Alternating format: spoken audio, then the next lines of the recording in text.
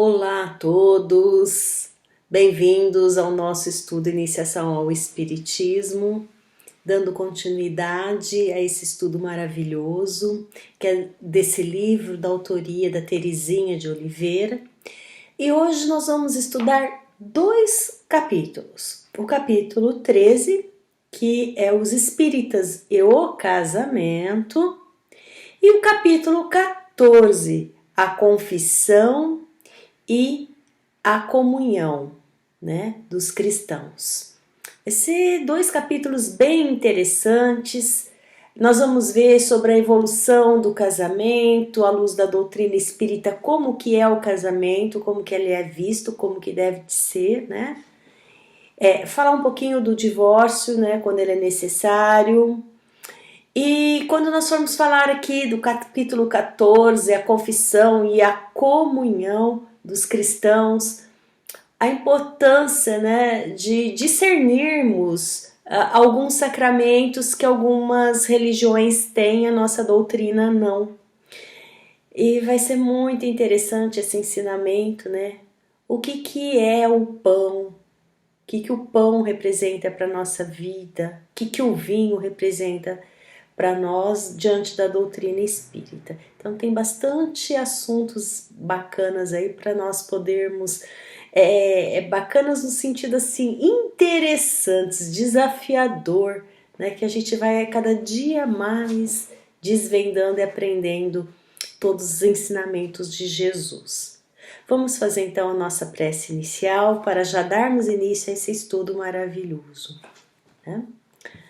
Senhor Divino Amado Mestre, agradecemos a oportunidade de estarmos nesse momento com esse estudo, agradecemos a nossa vida, as nossas dificuldades, a tudo que nos faz pensar, refletir, para que possamos ter consciência dos nossos atos, das nossas atitudes, e cada dia buscar um pouco mais o seu conhecimento, Senhor.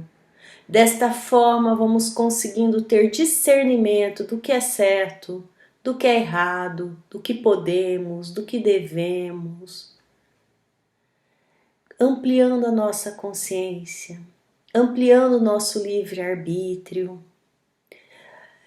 Que nós possamos a cada dia, Senhor, termos tolerância, paciência, resignação para todas essas provas,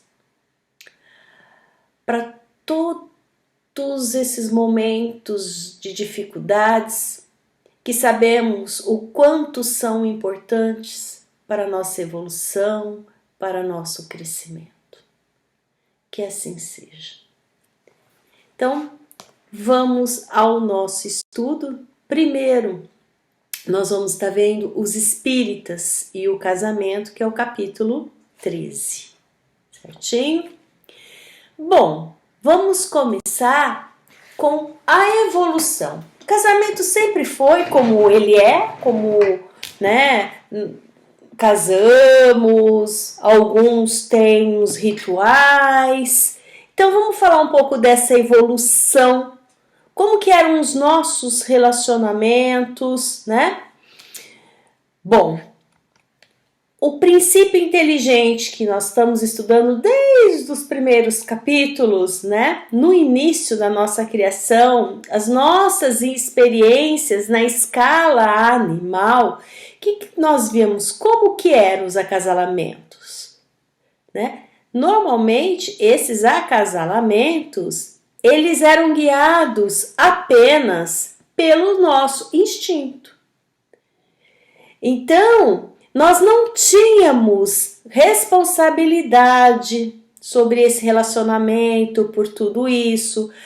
Éramos instintivos. Esses instintos eles eram estabelecidos por Deus. Para quê? Para a perpetuação da nossa espécie. Então, nós não tínhamos nem laços afetivos. Nós estávamos de que formas? Nós estávamos no estado de natureza, Aos poucos, algumas espécies, nós vamos perceber e nós percebemos consideráveis mudanças no relacionamento sexual dos seres, né? Por exemplo, eu coloquei aqui uma figurinha de um cisne. O cisne, ele tem uma forma de relação entre eles bem monogâmica. O cisne, ele tem um só parceiro para toda a sua vida, né? Olha só, então já é uma evolução, tá?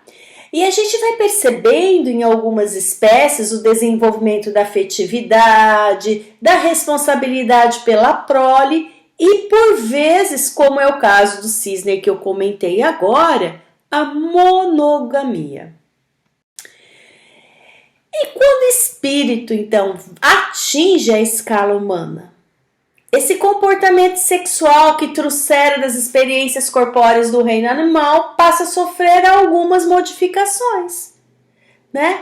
E quando é que nós atingimos a escala humana? Só para a gente rever isso daí, o que o André Luiz nos diz é quando nós fechamos, André Luiz ele usa esse termo, a onda, o circuito de onda mental nosso.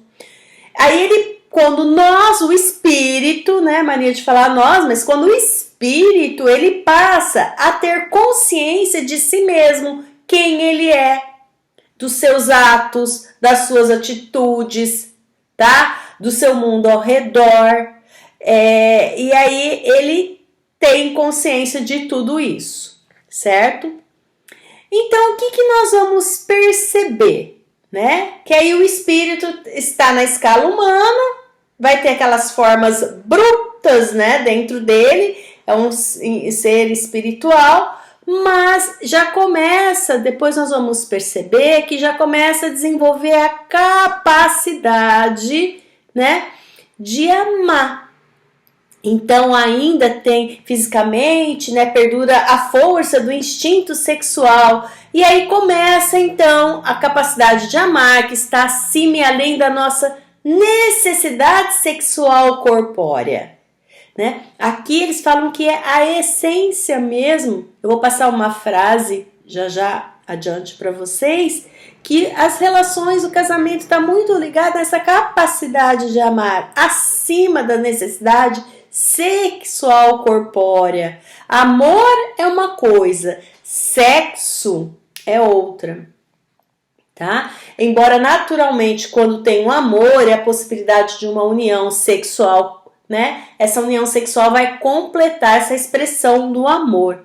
Então vamos ver a união entre o homem e a mulher, né? Que ela é diferente dos animais, né? Ela é a união do homem e da mulher, elas sugerem novas possibilidades, né?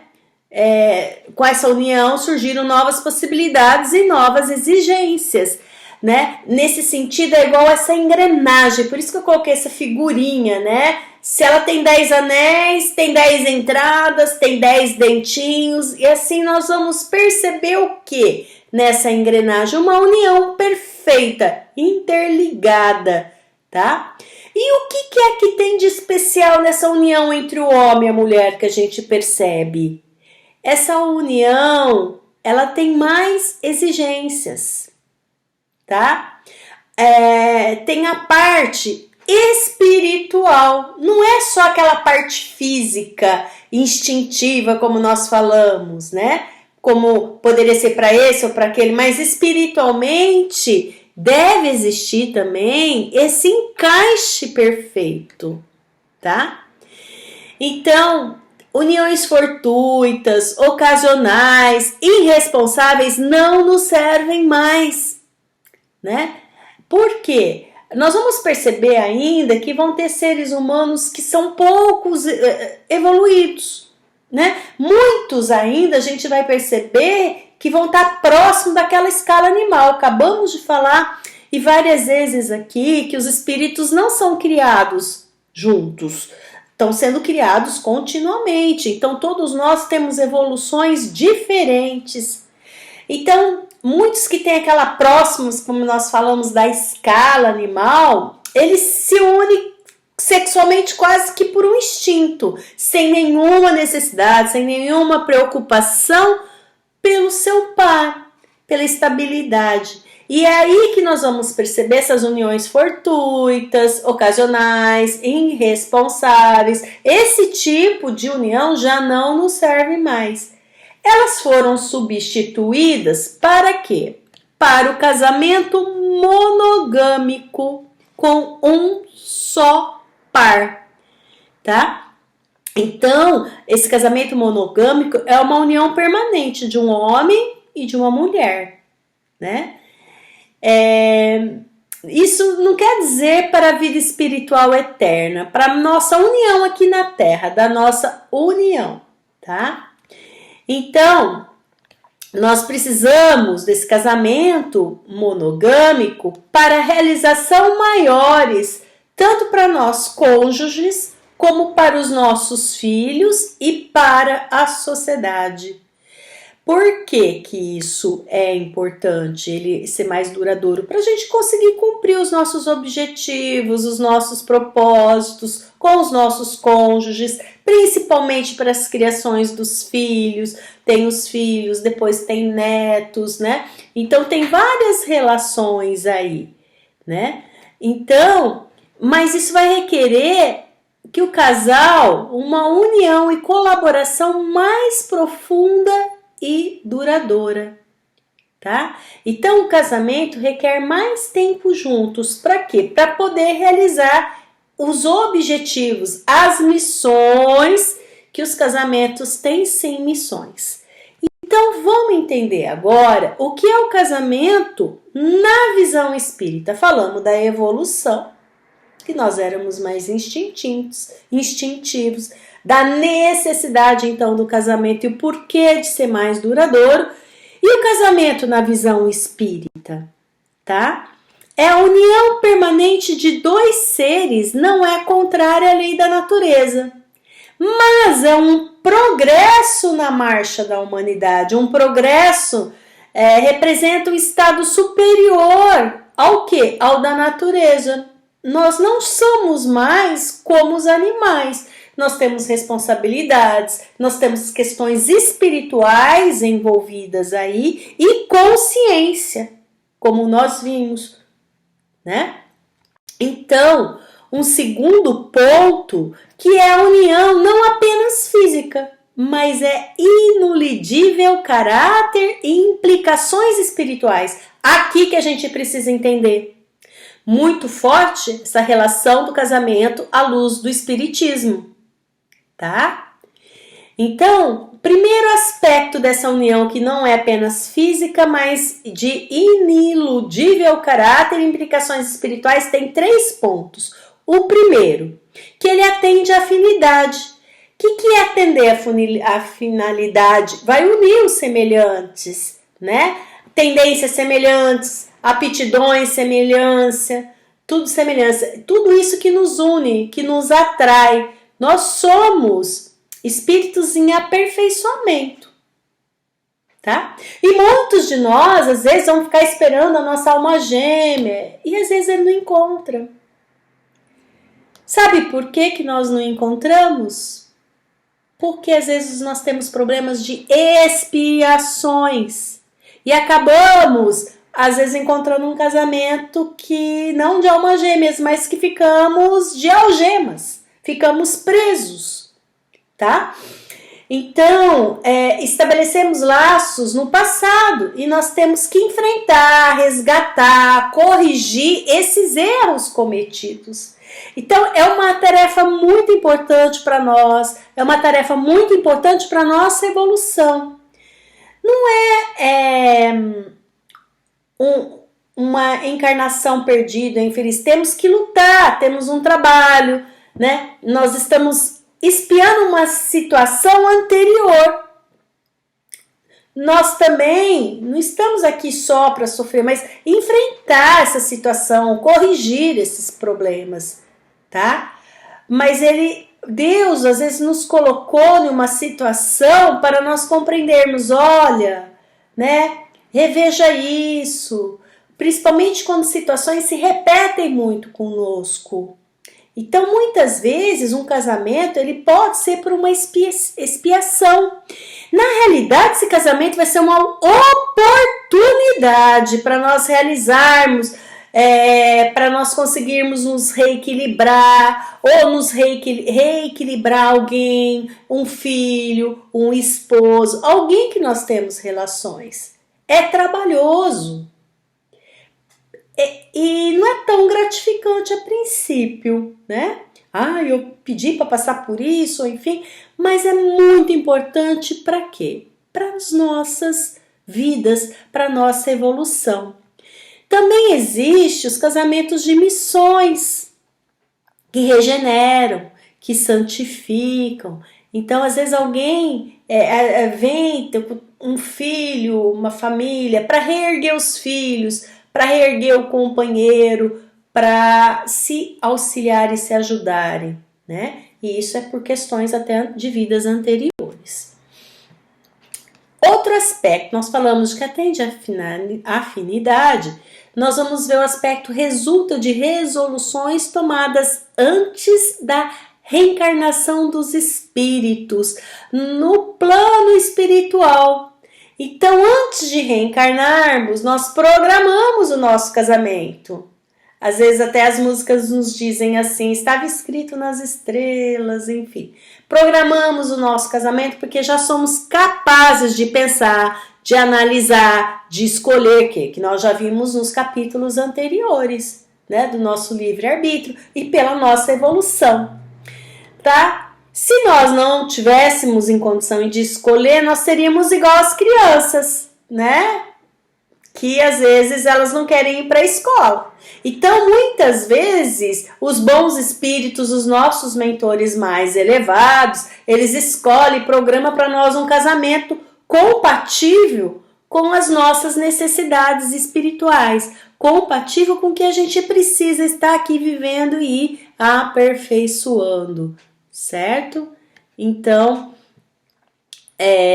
sobre a orientação aí, nós vamos ter esse plano reencarnatório assumidos, né, por nós, por causa de toda aquela evolução que temos, né, ou sobre a orientação dos nossos mentores espirituais. Quem nos diz isso é o Emmanuel, no livro Consolador, na questão 179, tudo isso que a gente estava falando, só para passar alguns livros, algumas indicações, né, para vocês aprofundarem um pouco mais sobre o assunto.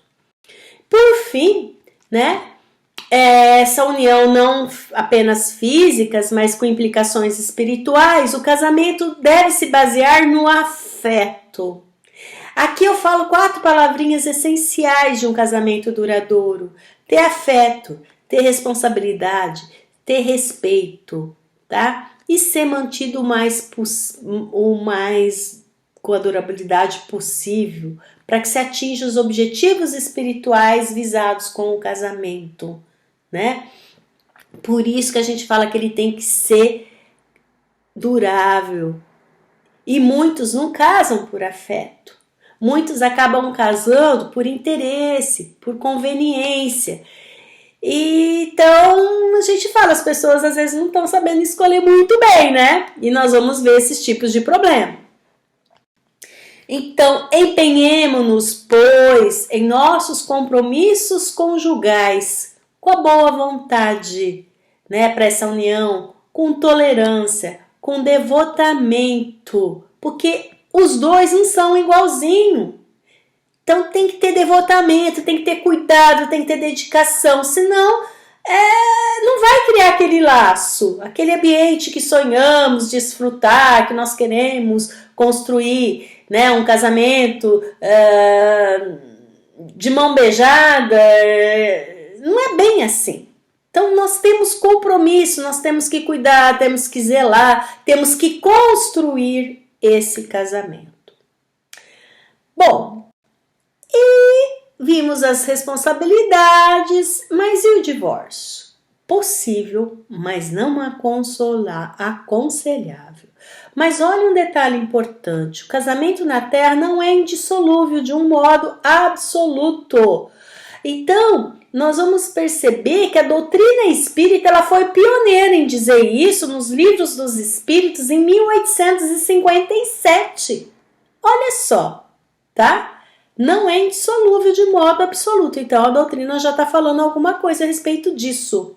Por quê? Porque os espíritos aqui encarnados são pouco evoluídos e não dispondo de certo livre-arbítrio, né, que nós já conhecemos o que é, não cumprimos o que fica planejado na vida espiritual e nós não respeitamos compromissos que assumiram. E aí, quais vão ser as consequências disso? Casamentos que estavam programados espiritualmente podem deixar de ocorrer. Alguém desviou, tá? Alguém não cumpriu. E aí, o outro é obrigado a ficar sozinho? Não. Deve ter outros parceiros também que vão se unir, tá? Então, tem pessoas que não tinham planejado se casar com esse, com outro, tá? E tem as possibilidades de se casar com outro. E aí, vai acontecendo o quê? Novas uniões, tá?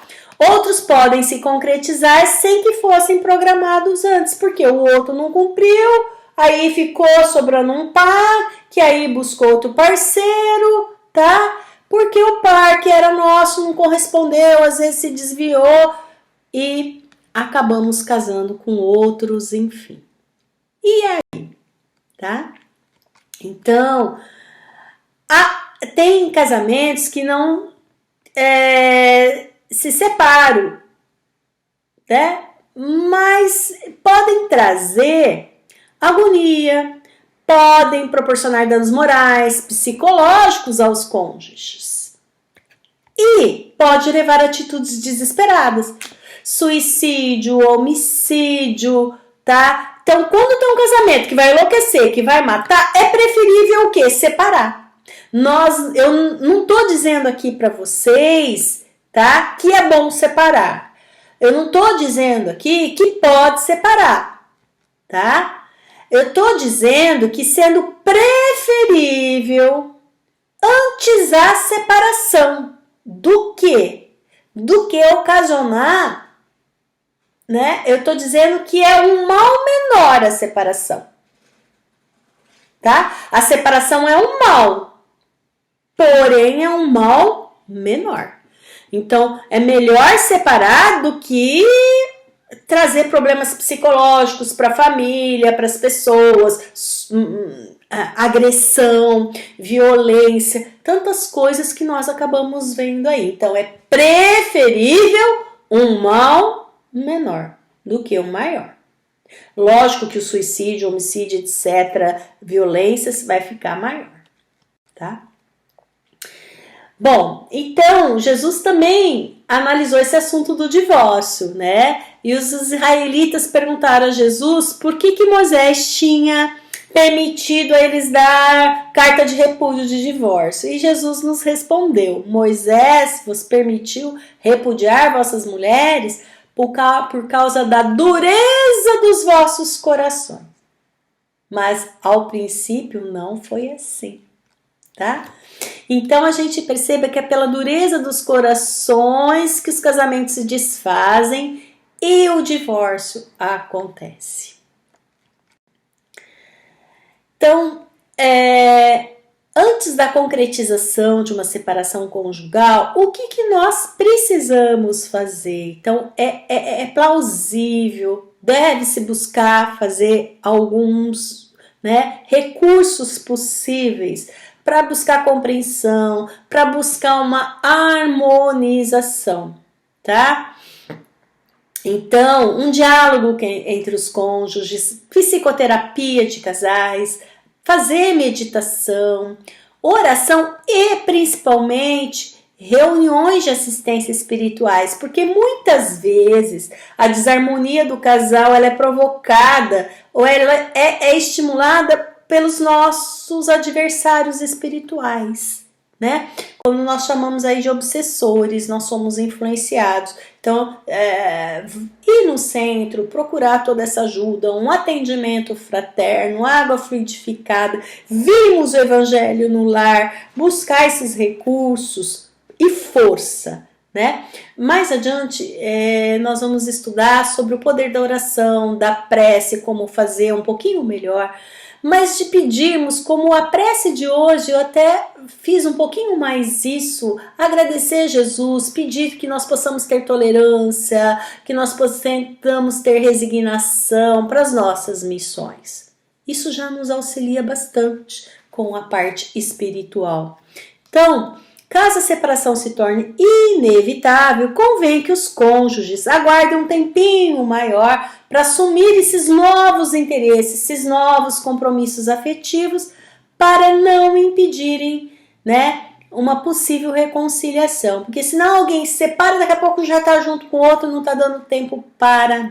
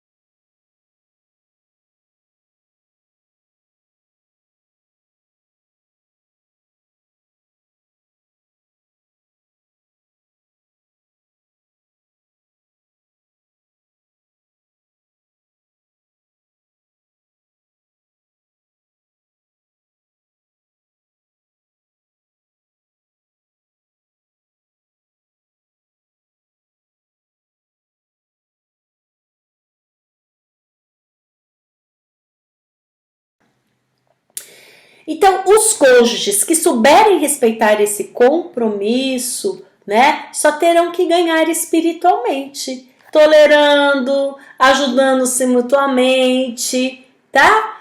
Além disso, eles vão ter vencido as provas e as expiações e cumprido os seus deveres juntos aos filhos, tá? Então, esse casal vai se solidificando entre si, laços de confiança, laços de amor, de estimas, que são invisíveis, né? E que vai nos unir de modo amigo, feliz, aqui na terra e no além. Então, cumprindo o papel espiritual e material no casamento, mesmo que o cônjuge não cumpra bem a sua parte. O que vai acontecer? Ficará liberado no plano espiritual da obrigação que o trouxera a esse casamento aqui na Terra. Cumprimos a nossa parte. Só que tem uma historinha que o Chico Xavier até nos conta, né? Que um casal chega, a mulher chega no plano espiritual e fala: olha, cumpri tudo, fiz tudo que tinha que fazer, aguentei, o marido tinha problema de bebida, era todos aqueles transtornos, etc. Aí o plano espiritual pega e responde para ela assim: ainda não. Você foi com o propósito de amar, tolerar não. Então, a gente nunca acaba sabendo. Então, nós temos que procurar fazer melhor e desenvolver o melhor possível. Nós só vamos saber a hora que a gente for passar, né, por todo um balanço do que nós fizemos e não fizemos aqui nessa encarnação. Vamos aproveitar o máximo possível. E o casamento dos espíritas, né? Como que são? Tem rituais? Tem rituais? Não, tá? Então, às vezes nós vamos falar um pouquinho mais do casamento. Os noivos ambos são espíritas, tá? Então, o casamento civil sempre tem que ser respeitado e observado, tá? Seguindo o preceito evangélico, dai de César o que é de César, aí a lei, tudo isso que é recomendado, a obediência às leis humanas que visam a essa ordem social, certo? Bom, não há cerimônia religiosa, o Espiritismo nos liberta dessas exterioridades para nos ligar diretamente o que é a vida espiritual, a vida de Jesus, os seus ensinamentos, né? Entender a sua doutrina, estudar mais sobre ela e colocar em prática. Então, na doutrina espírita, nós não temos sacramentos, nós não temos dogmas, nós não temos rituais, quaisquer, nós nem temos sacerdócio organizado para efetuá-los, certo? Então, isso não quer dizer que falte ao espírito em seu casamento o aspecto espiritual, de jeito nenhum, pelo contrário. A espiritualidade vai estar presente em tudo, né? Tem até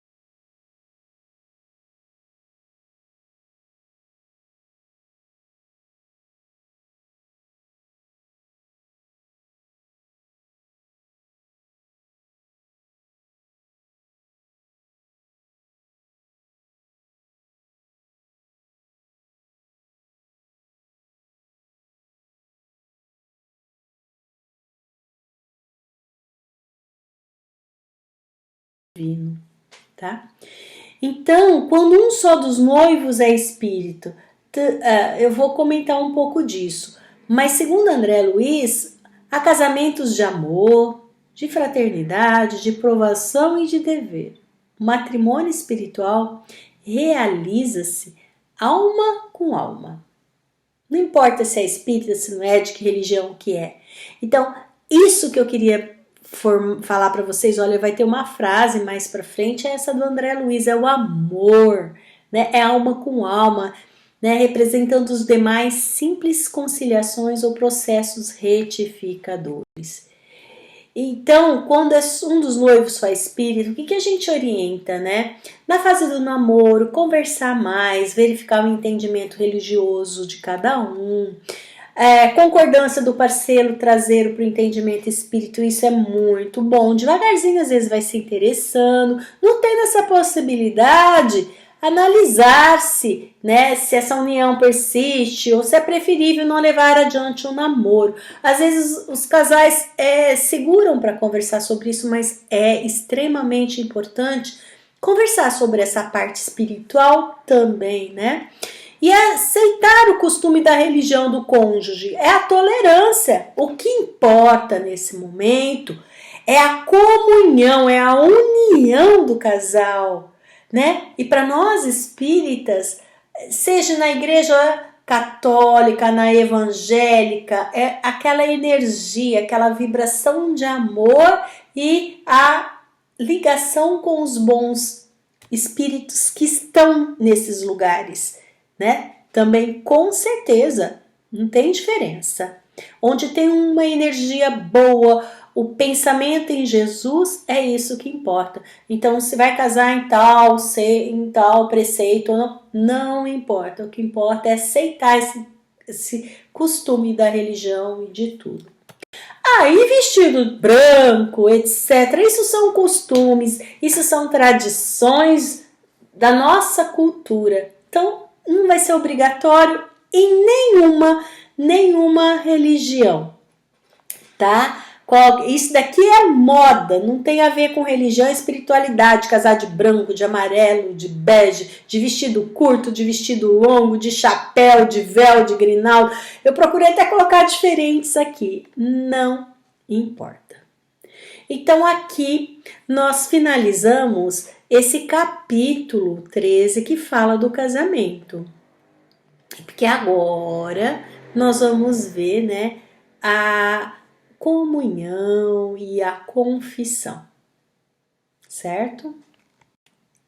Bom, dando início ao capítulo 14, a confissão e comunhão dos cristãos, tá? Então, esse capítulo, ele é muito importante para nós traçarmos um paralelo entre algumas noções que o catolicismo ou até a religião evangélica também tem, né? Revivendo e vendo o que esses sacramentos das igrejas católicas, né, que os evangélicos também utilizam, e correlacionando, né, entender esses sacramentos à luz da doutrina espírita, certo?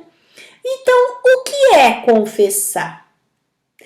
Né? Jesus falou aos discípulos: quem pois me confessar diante dos homens, eu também o confessarei diante do meu Pai que estás nos céus. Mas aquele que me negar diante dos homens, eu também o negarei. O que Jesus estava nos falando, né? Ele está querendo nos estimular para nós sermos sinceros, para nós darmos o nosso testemunho em confiança naquilo que ele nos ensina, na missão dele, tá?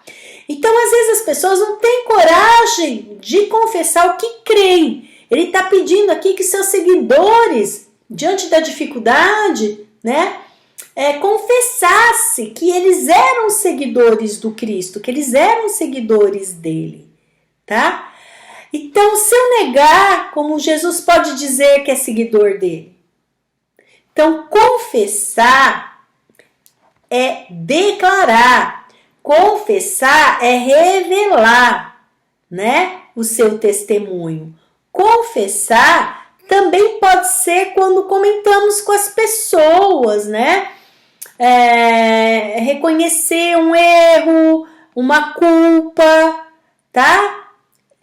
A pessoa não tá querendo esconder nada, mas ela tá querendo dizer o que ela fez.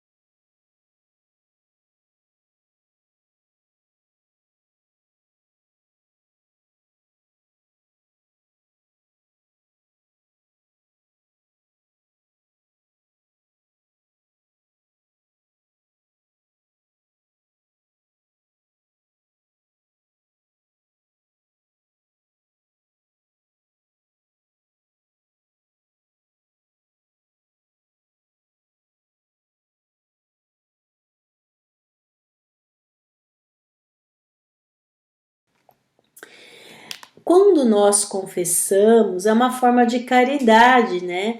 É uma forma de caridade o saber ouvir, o saber acolher, o desculpar, o reanimar e orientar os que nos procuram para uma confissão fraterna.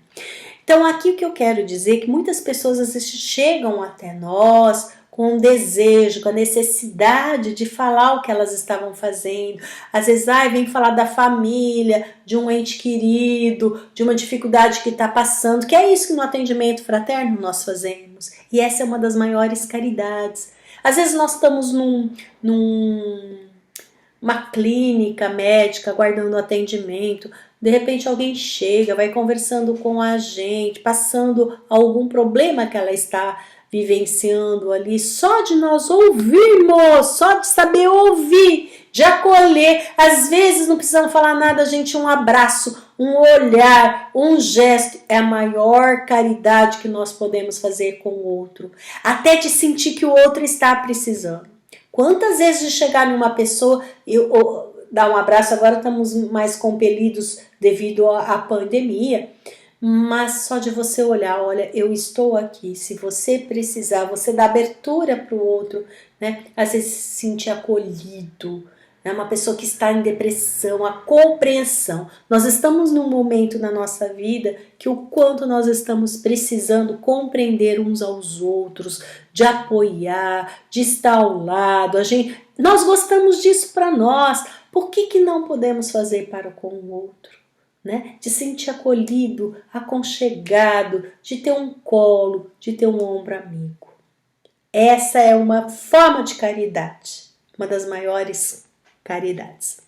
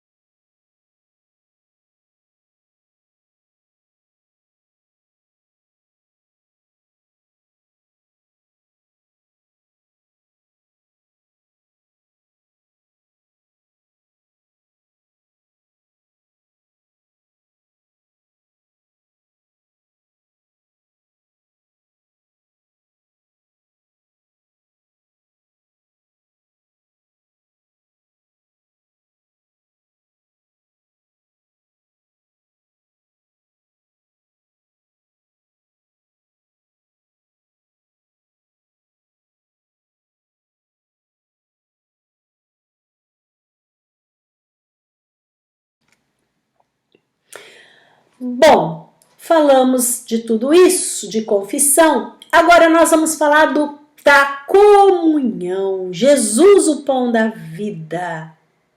Eu sou o pão da vida. E para minha surpresa, o que o pão significa?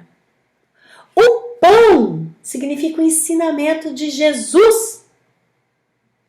E o vinho significa as experiências de vida que ele tem. Então, olha só, eu sou o pão da vida. Nós temos que seguir os ensinamentos dele. O que ele trouxe, as experiências, a vida, o estilo dele, tá? Então, Jesus veio desses planos mais elevados, desceu aos céus, para oferecer para nós aqui a verdade, o ensino dele que é o pão, esse pão que nutre a nossa alma, que nutre a nossa vida. E aí nós fazemos o quê? Vivenciar espiritualmente, dar vida a isso, porque vivemos quase que só para as coisas no nosso mundo espiritual, porque o pão de Deus é aquele que desce do céu e dá vida ao mundo. Então, também Jesus disse que para termos vida nós devemos comer a sua carne e beber o seu sangue, certo? Desde que as pessoas, o que é o comer da sua carne e beber do seu sangue, né?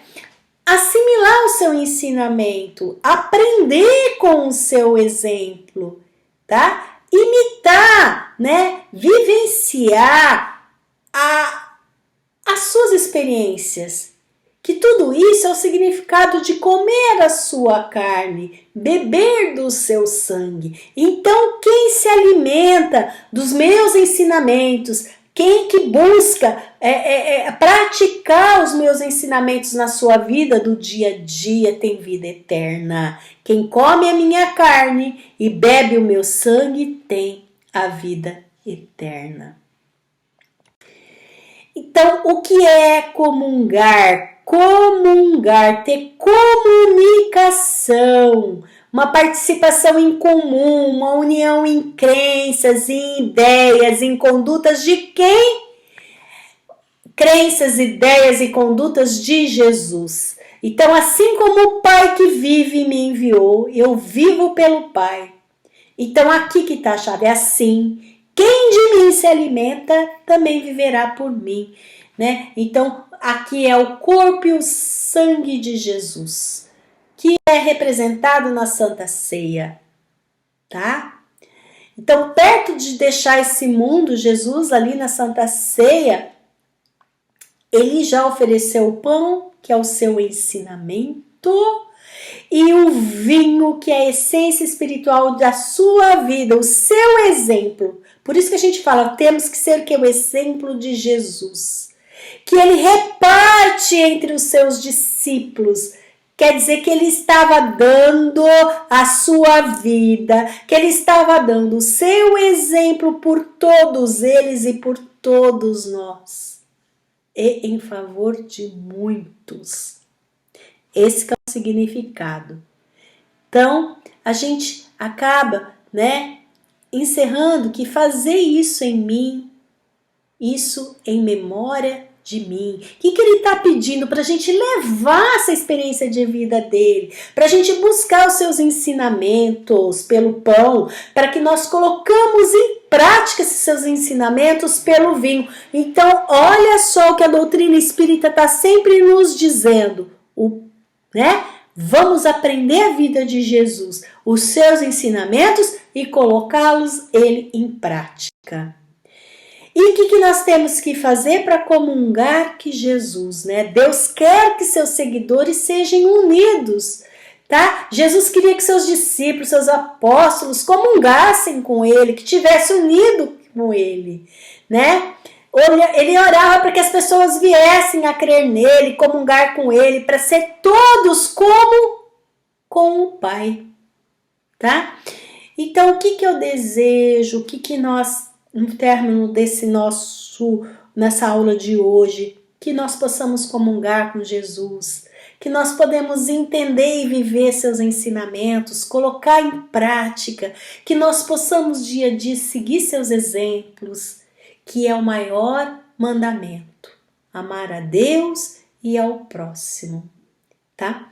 Assim, com certeza, nós vamos estar em união com Ele e nós vamos estar com a união da vontade divina e nós vamos estar comungados, ligados a Jesus e ligados a Deus. Que consigamos realizar tudo isso dia a dia, tá? Aprendendo, que é o que nós estamos fazendo aqui, estudando, buscar o pão e o vinho sempre. Então nós chegamos ao final desse nosso capítulo 13, os espíritas e o casamento, do capítulo 14, a confissão e a comunhão dos cristãos, perdão. Eu peço para que vocês leiam esses 2 capítulos. Se vocês tiverem alguma dúvida, eu e o Walter estamos à disposição para que vocês coloquem as questões ali no WhatsApp, certo? E na próxima semana nós vamos estudar o capítulo 15, que é reencarnação. Vão ser 3 capítulos em seguida falando um pouco mais sobre esse assunto, né? E que é muito, a gente já está crescendo bastante, evoluindo bastante nesse nosso estudo, que vocês ficam motivados com isso, estamos aqui juntos. Eu desejo que vocês tenham uma excelente semana, muito abençoada, com Jesus na vida de todos vocês, procurando fazer as nossas reflexões, o que fizemos de bom, de ruim. Que Jesus abençoe a todos vocês e até a próxima semana.